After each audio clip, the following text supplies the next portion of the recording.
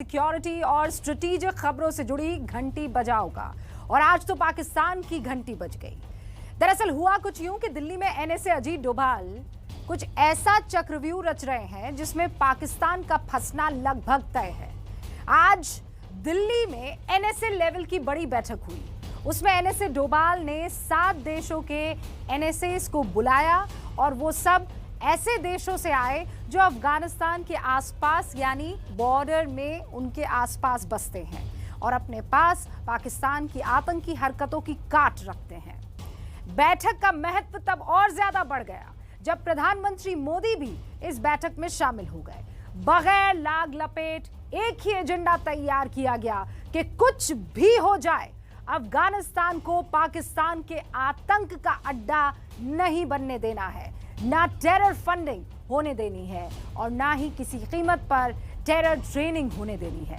इस बैठक से पाकिस्तान की कैसे बजी जोरदार घंटी और कैसे आगे इसकी घंटी बजेगी, देखिए संवाददाता आशीष सिंह की ये रिपोर्ट। तो ये आंख में आंख डालकर बात करने का ही नतीजा है कि आज हिंदुस्तान बुलंदियों पर है और उसी कूटनीति का नतीजा ये भी कि दुनिया के तमाम मुल्कों के सामने आज की तारीख में पाकिस्तान की कोई हैसियत रह नहीं। खड़े होने की स्थिति में तो पाकिस्तान कभी नहीं रहा। अब प्रधानमंत्री मोदी के इशारे पर एनएसए अजीत डोभाल की कूटनीति ने उसे घुटने पर ला पटका है, क्योंकि जिस अफगानिस्तान में पाकिस्तान अपनी नापाक हरकतों की प्लानिंग में लगा हुआ था, आज उसी की काट खोज ली गई और घेरेबंदी के तौर पर उन देशों के एनएसए को बैठक के लिए दिल्ली बुलाकर ऐसा चक्रव्यूह तैयार किया गया कि पाकिस्तान चकरघिन्नी ना बन जाए तो कहिएगा।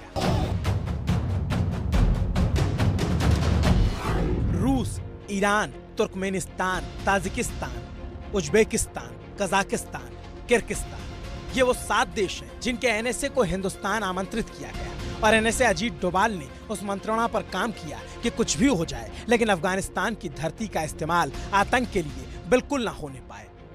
और यहीं पर पाकिस्तान की मंशा को कुचल देने का काम कर दिया गया।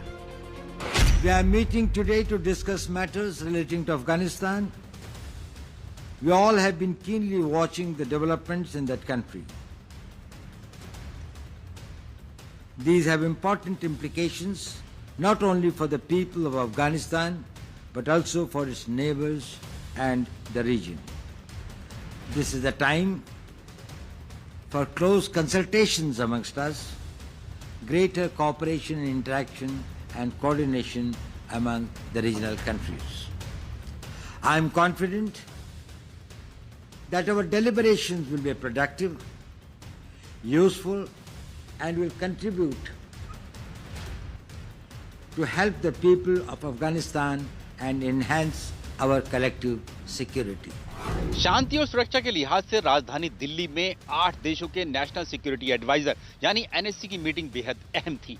बैठक का कोर एजेंडा था अफगानिस्तान और मुद्दा ये कि अफगानिस्तान की जमीन को किसी भी तरह से आतंकी गतिविधियों के लिए इस्तेमाल न करने दिया जाए, साथ ही ना टेरर फंडिंग हो और ना ही टेरर ट्रेनिंग।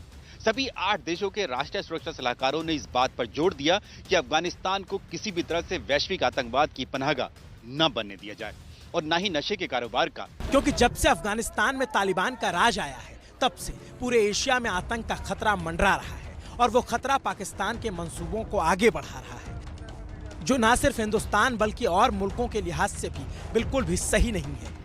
और इसीलिए तो एनएसए अजीत डोभाल की बुलाई बैठक में प्रधानमंत्री मोदी ने भी पहुंचकर दिल्ली से आज पाकिस्तान को न सिर्फ पुरजोर संदेश दिया बल्कि उसके मंसूबों को बेनकाब भी कर दिया, क्योंकि एनएसए अजीत डोभाल ने अपनी बैठक में पाकिस्तान को भी न्योता दिया था, लेकिन पाकिस्तान के एनएसए ने हिंदुस्तान आने से मना कर दिया और पाकिस्तान का साथ देने के लिए चीन के एनएसए भी भारत नहीं आए, न्योता तो उन्हें भी था। हिंदुस्तान हमेशा से अफगानिस्तान में शांति चाहता है और कोशिश भी हर मुमकिन यही रही है कि शांति के साथ साथ विकास और समृद्धि भी स्थापित की जा सके। हालांकि तालिबान के सत्ता में आने से अफगानिस्तान में विकास की प्रक्रिया पटरी से थोड़ी उतर जरूर गई है। तालिबान वैसे भी पाकिस्तान का करीबी माना जाता है और यही वजह है कि इस बार राजधानी दिल्ली में हुई मीटिंग में पाकिस्तान के एनएसए को भी आमंत्रित किया गया था। लेकिन पाकिस्तान के आतंक का मुखौटा कहीं बेनकाब न हो जाए, इसलिए पाकिस्तान के एनएसए ने इस मीटिंग में आने से ही साफ इंकार कर दिया। चीन ने भी पाकिस्तान का साथ दिया और चीन के एनएसए भी इस मीटिंग में शामिल नहीं हुए। हकीकत दरअसल यही है कि चीन और पाकिस्तान दोनों ही अफगानिस्तान में शांति की बजाय अपना एजेंडा चलाना चाहते हैं। और पाकिस्तान के उसी एजेंडे को आज धराशाही करने के लिए पूरा खाका बाकी के 7 पड़ोसी देशों को साथ लाकर खींच दिया गया, क्योंकि पाकिस्तान की हर चाल को नाकाम करना हमारे एनएसी अजीत डोभाल को बखूबी आता है। और उनसे बेहतर पाकिस्तान की हरकतों को भला कौन पकड़ सकता है। वो तो पाकिस्तान में लंबे समय तक जासूसी भी कर चुके हैं और उसी का एक किस्सा तो बहुत मशहूर भी रहा है। ऐसा हुआ कि वहां पर एक लाहौर के अंदर में एक बड़ी भारी वो है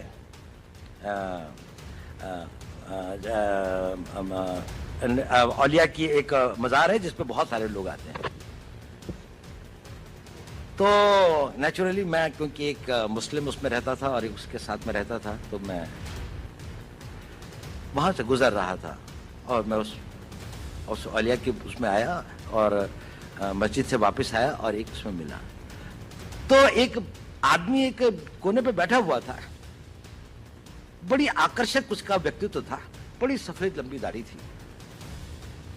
उसने मुझे बुलाया, उसने कहा तुम हिंदू हो? मैंने कहा नहीं। कहता मेरे साथ आओ। मैं उसके साथ चला गया। वो मुझे 2-4 गलियां ले जाके छोटे से कमरे में ले गया। उसने दरवाजा बंद कर दिया। उसने कहा देखो तुम हिंदू हो। मैंने कहा आप क्यों कहते हैं ये? कहने उसने कहा देखिए आपके कान छिदे हुए हैं। तो मैंने कहा हाँ ये तो है। उसने कहा देखो पता है मैंने ये ऐसा क्यों कहा? मैंने कहा क्यों? उसने कहा क्योंकि मैं भी हिंदू हूं।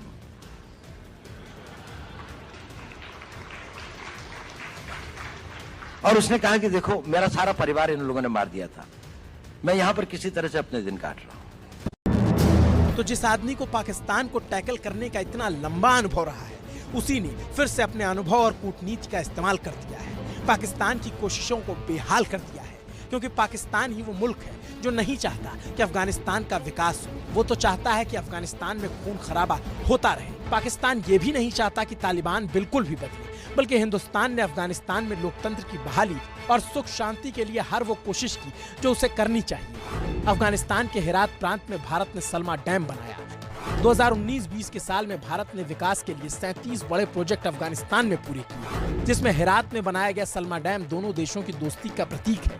क्रिकेट स्टेडियम, पैरालंपिक स्टेडियम, सड़कों और स्कूलों का निर्माण भी हिंदुस्तान ने कराया। तालिबान के आने से पहले भारत ने अफगानिस्तान के विकास के लिए 20,000 करोड़ रुपए खर्च किए।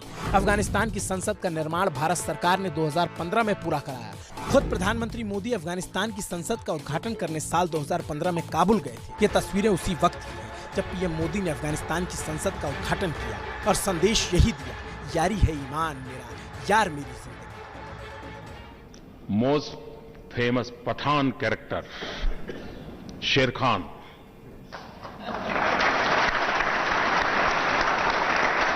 इन जंजीर शेर खान सिंह, यारी है ईमान मेरा, यार मेरी जिंदगी। लेकिन हमारे यार की जिंदगी को जहन्नम बनाने के लिए पाकिस्तान ने तालिबान को शह दी, जिसकी वजह से आज अफगानिस्तान में तालिबान का राज कायम हो चुका है। और वो राज आगे अपना आतंक ना फैला पाए, उसी के लिए 7 देशों के एनएसए को दिल्ली बुलाया गया। 8 देशों के नेशनल सिक्योरिटी एडवाइजर्स यानी एनएसए को आमंत्रित करके भारत के राष्ट्रीय सुरक्षा सलाहकार अजीत डोभाल ने एक कमाल की रणनीति तैयार की है।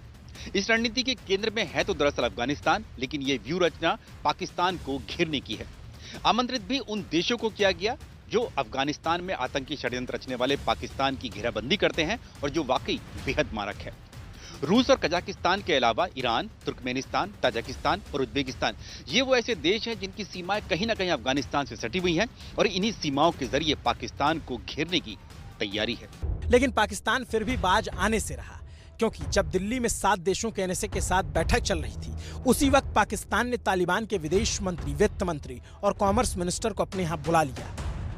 लेकिन उसके बावजूद तालिबान ने भारत में हुई मीटिंग को सही नजरिए से देखा और प्रवक्ता ज़बीउल्लाह मुजाहिद ने कहा यही कि भारत में हुई बैठक के लिए आशावादी है, क्योंकि वो भी जानते हैं कि भारत ने हमेशा अफगानिस्तान की भलाई के लिए काम किया।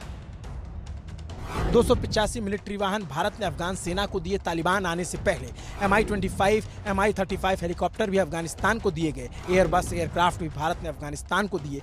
10 सुरक्षित एम्बुलेंस भी भारत ने मुहैया कराए थे। और व्यक्तिगत तौर पर पीएम मोदी ने भी हमेशा ही अफगानिस्तान में शांति चाहिए।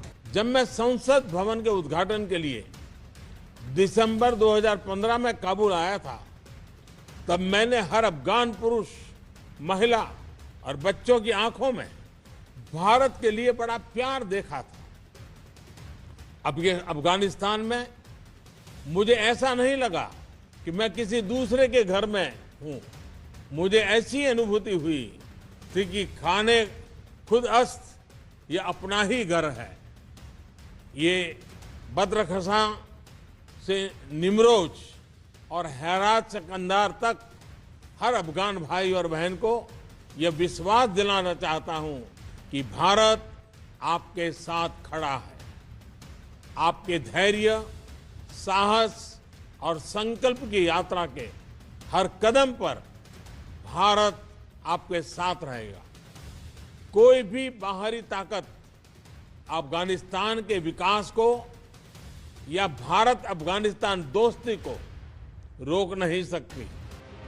लेकिन ये बात तब की है जब तालिबान का शासन नहीं था। अब चीजें बदली हुई हैं और बदले हुए हालात में नई रणनीति के साथ काम करना जरूरी है, जिसके लिए पहला कदम आज NSA अजीत डोभाल के नेतृत्व में रख दिया गया। दिल्ली से संवाददाता आशीष सिंह के साथ नीरज राजपूत की रिपोर्ट।